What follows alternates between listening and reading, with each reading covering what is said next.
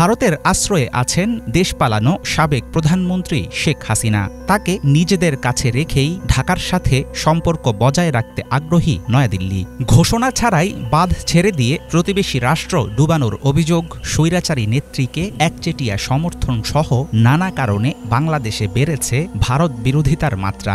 এর মাঝেই দুই দেশের সম্পর্ক নিয়ে মুখ খুললেন ভারতের পররাষ্ট্রমন্ত্রী। ৩০ আগস্ট শুক্রবার দিল্লিতে এক অনুষ্ঠানে বললেন, নিজেদের স্বার্থেই টিকিয়ে রাখতে হবে পারস্পরিক সম্পর্ক।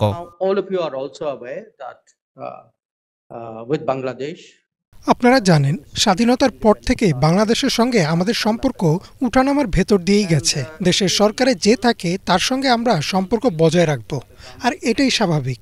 কিন্তু আমাদের এটাও স্বীকার করে নিতে হবে যে বাংলাদেশের রাজনৈতিক পরিবর্তন ঘটেছে। যে কোনো রাজনৈতিক পরিবর্তন স্বাভাবিক পরিস্থিতিকে ব্যাহত করতে পারে, আর এটা পরিষ্কার যে আমাদের সম্পর্কের বিষয়টিকে দুপক্ষের স্বার্থের দিক থেকেই দেখতে হবে। প্রতিবেশী রাষ্ট্রের সাথে সম্পর্ক ভালো থাকার অর্থ যে কোনো চুক্তিতে লাভবান হবে দুই দেশই। কিন্তু নিজের শাসনামলে দেশ ও জনগণের স্বার্থ ভুলে গিয়ে ভারতের সব চাহিদা পূরণ করেছেন শেখ হাসিনা। কোনো বিনিময় ছাড়াই দিয়েছেন ট্রানজিটের মতো স্পর্শকাতর সুবিধা। আদানি গ্রুপের সঙ্গে করেছেন অলাভজনক বিদ্যুৎ ক্রয় চুক্তি। স্থায়ী ভিত্তিতে ভারতকে দিয়েছেন চট্টগ্রাম ও মোংলা বন্দর ব্যবহারের অনুমতি। বর্তমান পরিস্থিতিতে সাময়িক থমকে আছে ভারত ও বাংলাদেশের মধ্যকার চলমান বিভিন্ন দ্বিপাক্ষিক প্রকল্পের কাজ। এইসব প্রজেক্টের কার্যক্রম আবারও শুরু করতে চায় ভারত সরকার। আমি যেমন বলেছিলাম, দুই দেশের মধ্যে চলমান কিছু প্রজেক্টের কার্যক্রম থমকে আছে।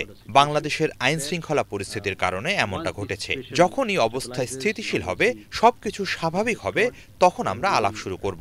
আমাদের বিভিন্ন উন্নয়ন উদ্যোগ নিয়ে অন্তর্বর্তী সরকারের সাথে পরামর্শ করব, আলোচনা করব কিভাবে সেগুলোকে সামনে এগিয়ে নেওয়া যায়।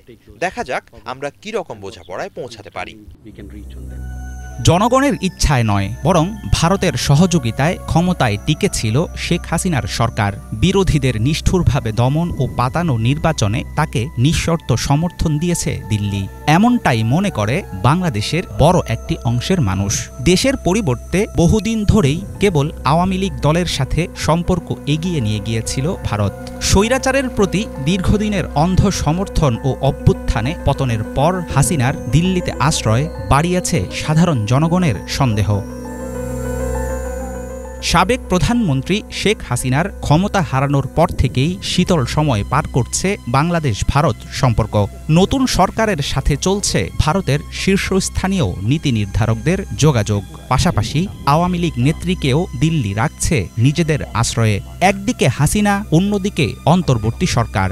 একসাথে দুই নৌকায় ভারতের পা জটিল করে তুলছে পুরো পরিস্থিতি। তবে বর্তমান সংকটের কতটা দিল্লির ইচ্ছাকৃত চক্রান্ত আর কতটা দুই কূল সামলানোর চেষ্টা, সময়ই বলবে সে কথা। হাফিজুল ইসলাম, বাংলা ভিশন।